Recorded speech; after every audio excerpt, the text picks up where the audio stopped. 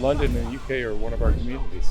We don't come here just to play a single game. We come here to be a part of this community. Returning to the UK was a major step. It was a sad moment when we canceled the games in April of 2020, but it was the right decision.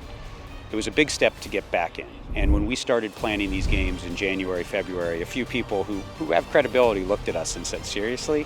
You think you're going to be getting hundreds of people over to the UK in the fall? It was just gratifying to be part of this overall process that returned the games to the UK, and we'll always continue to improve it. That's what we do at the NFL. So important to have the NFL games back in town, and it's because of the fans. I mean, they provide the atmosphere. That's what we were missing. This is just such a unique experience. It's all about the growth of the game out here, and it's all about the fans. They provide the growth. So they need the games. We need the games, and it's something that's fascinating each year, how much better it gets.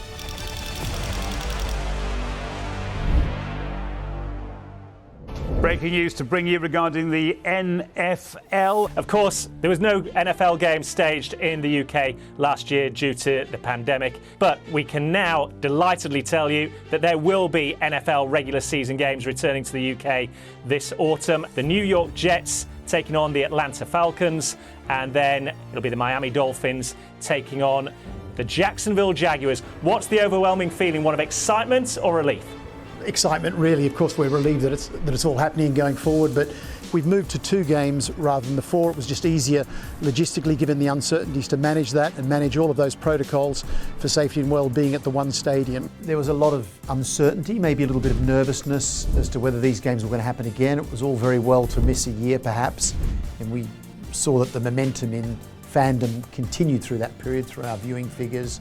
There was just that bit of uncertainty as to whether these games would take place again this year, which meant really compressing all of our execution into a much smaller timeline. Even though it had been 2 years without a game, and you think that, wow, you've had all this time to prepare, it was concertinaed right down to within months because of the uncertainty around the games, and the uncertainty right up till probably, 3 or 4 months before the game starts. So 2 years' work was crammed into 3 or 4 months. Being in the NFL office, you see how hard the people work to get these games going. You see how much time they put in, and you see how difficult it is. And for them not to do it last year, and for all of a sudden have 2 games this year, you have to commend them on all the hard work they've done, all the effort, because this is not an easy thing. This is a huge operation. Everybody has a role, and that's what makes it such an amazing experience. You know that there's so many individuals that put in so much time and so much effort for those players to get on the field and do what they do best, and that's entertain.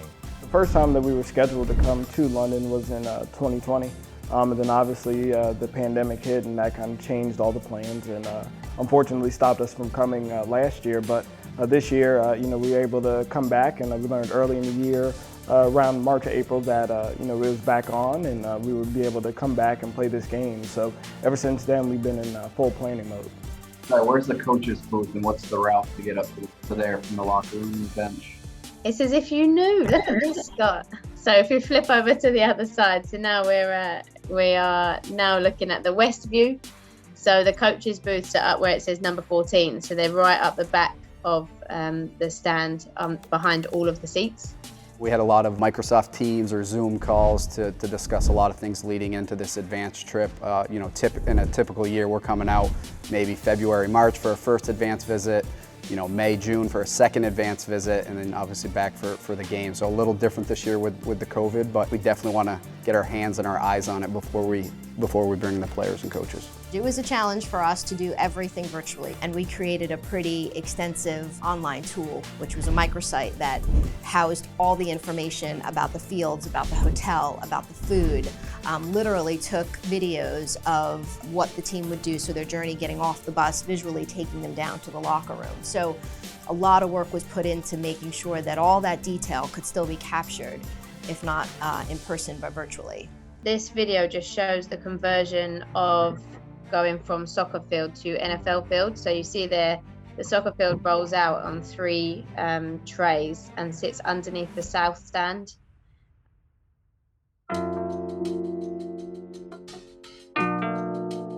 So the field itself is part permanently down and part temporary. So we're always concerned that making sure that the temporary pieces haven't shrunk and there's no issues with them. So generally speaking, year on year, we would bring the field out. We'd have US testers that come in and independently test the field to make sure that there's player safety, so that it actually is up to all our specifications and regulations. So we're here, 19 months after last time we got it out to make sure that it's good for October. It's quite detailed, and probably more detailed than anyone could ever imagine if you're just coming in as a general admission fan. A couple of the key elements is not only delivering the field well aesthetically, it's also getting the playability of the surface right for the player. If the surface is too soft, obviously the athletes have to use more energy to run. If it's too firm, obviously they'll get more aches and pains. So also that's another driver for us to deliver the field as best we can, not only for the general admission public, the media exposure, but also the final end user of the players. Throughout the field then, you see the equipment that's laid down, the field turf. It's all in place now except for, you see the strips that have been left out. Those where the rails are that the soccer pitch slides on in and out of the stadium. So now they're coming along and very specifically and carefully placing the field turf down in that position and then stretching it so that the fabric actually mates up properly with the rest of the fabric on the field. So it's a tremendously meticulous process they have to be able to get through. All total, it takes at least a day to day and a half to be able to get all true in place and correct. The fans, they come to the stadium and they'll see just the football match. They'll see the team, they'll see the coaches, and they'll see the officials and everyone else on the field. But in order for us to have this team here, there's certain things that need to be in place. They have their certain things that they like, so they ship over like snacks. They send over condiments, like their tomato ketchup is different to our tomato ketchup. They send over IT stuff, electrical stuff. There's other equipment they'll bring over. I mean, one of the teams sent over enough stationery for a couple of years, easily. So it's more than just the team. It's their nutrition, it's their stationery, it's their admin, it's whatever they need to be successful, trying to replicate what they have in the US. Even with the very strong restrictions that are in place with regards to travelling parties, there are still 150 people coming with each team. And that's 150 people who have a job that is necessary. So everybody that's coming is important. They may not necessarily catch passes, they may not, kick field goals, but they have a role that the team cannot do without. That's the whole point of them being here. The Jets came in to do a site visit, and this means we took them to the hotel and also to the airport, because the way that the teams arrive at the airports are totally different to like a regular passenger. We're talking about up to 200 people. We're talking about providing transportation for them, and how do we get them from the charter through the airport terminal in this COVID world, so we reduce the contact with general public and then onto the buses within a great time. Now, the best time I think we had from the time that the plane landed to the time the team went through immigration, traveled to a team hotel, was 1 hour and 2 minutes. That's 160 odd people. To travel internationally and bring about 160 people is a pretty heavy lift. So just the planning perspective of getting everyone on an airplane, the time difference, adjusting to that. So we try to operate as normally as we can, even though we've got a long flight over and back. Pivotal, obviously, the passport process. So, coming from a different country, making sure everybody can get in legally and properly. Then obviously the whole airport piece, going through customs, which is a huge part of like what the average fan doesn't really think of a lot of times for these games, but it's a huge hurdle for us, obviously getting into a different country and getting all of our big travel party through the gates. If you don't have a passport, you have to have a birth certificate. So some of our guys didn't have one or couldn't find one, or their mom couldn't find one. So we've had to track those down from various states in the US, and that can take a little time, and you don't have a lot of control over that. So you're kind of sitting on pins and needles waiting to see if you're going to get that in time to get a passport processed. And passport processing times can take a while. So those are a little bit tricky for international travel.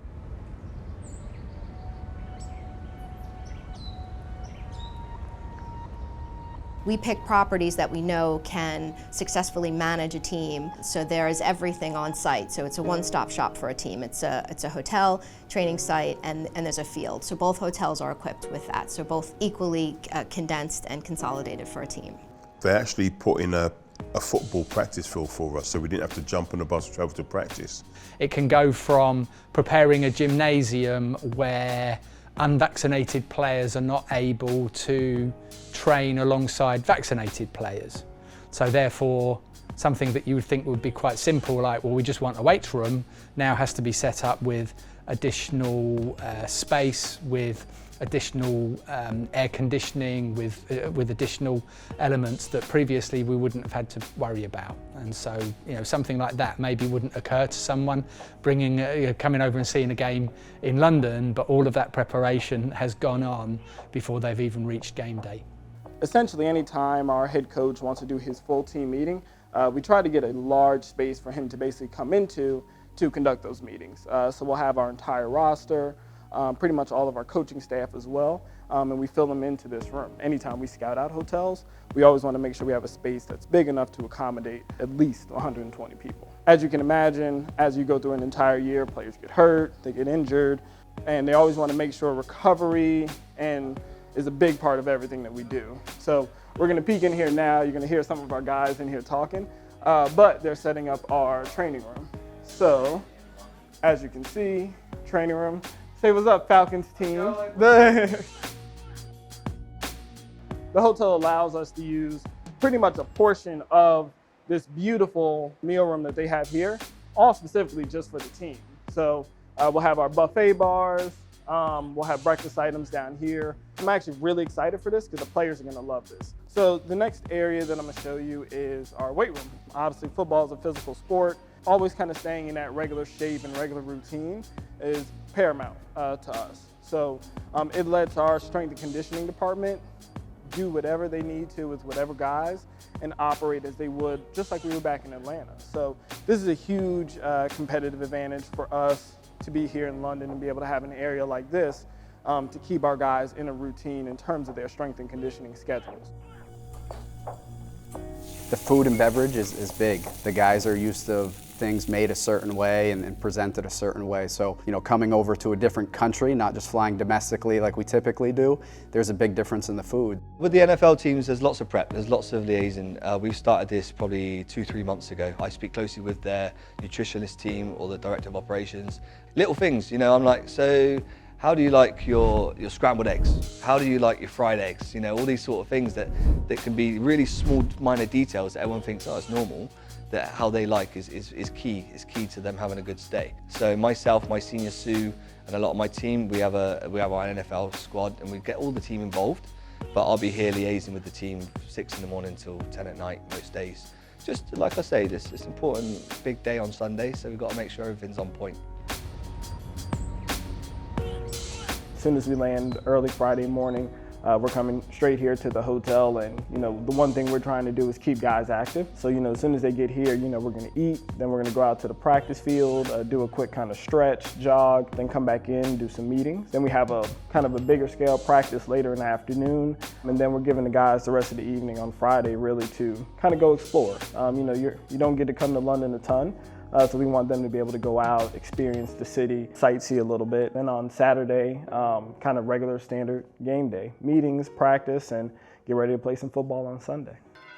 At the start of this football Sunday, all eyes on London and the 2-year-old Tottenham Hotspur Stadium, where it's the Jets and Falcons exclusively on NFL Network. We are back, and for the first time since 2019, the NFL is back in London. The fans are absolutely buzzing. It's game day. Let's go, baby!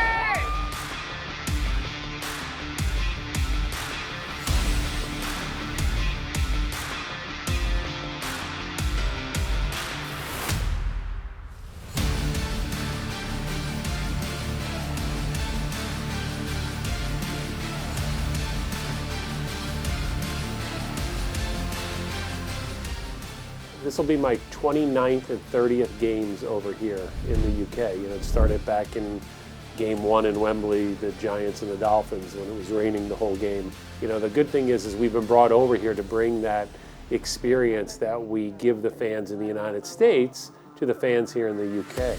Everything you see, you hear, you experience outside of the game itself, right? We're not playing the game, right? But we're complementing the game. So the fun times that you have, the music you hear, the PA announcements, the national anthem singers, the halftime shows, all that great stuff is part of game presentation. So we want to give the fans a great experience. Whether their team wins or loses, we want them to leave the stadium very happy. 5, 4, 3, 2, 1. Please welcome the 2021 Atlanta Falcons cheerleaders. Bring up the field monitor. Kurt, let me know if they're coming. I see them. Stand by to send the team. Send the team. Music, go. And now, please welcome head coach Arthur Smith and the 2021 Atlanta Falcons. Okay, coin toss in under 2 minutes. Is Marisha on her way up? She's on the rope. They're going to walk her into place. 5, 4, 3, 2, 1, go. And now with the singing of the national anthem of the United States of America, Marisha Wallace. Go. Dan, are you with the military? Everything's on schedule. Here they come.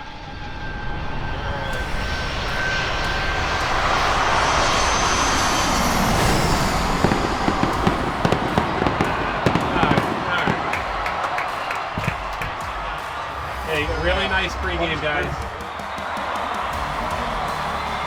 It's huge when the NFL comes to town. What they have to do to travel to get here, how they have to organize, how they have to be prepared. It's a massive operation.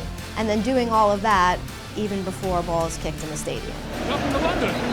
You know what? It is really a pleasure to be here. What a stadium, what an environment. Cordero Patterson is deep for the Falcons, and we are underway.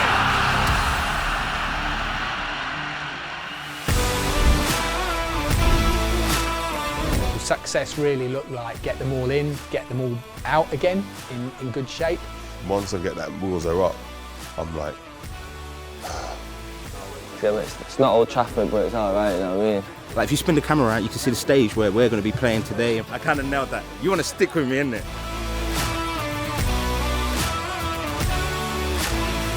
This is football. The players are about to ride through this tunnel, so that'll really nail the excitement. Each and every time we come out here, we just got to just appreciate them. I love it out here, baby. 53-yarder to win it. It's away.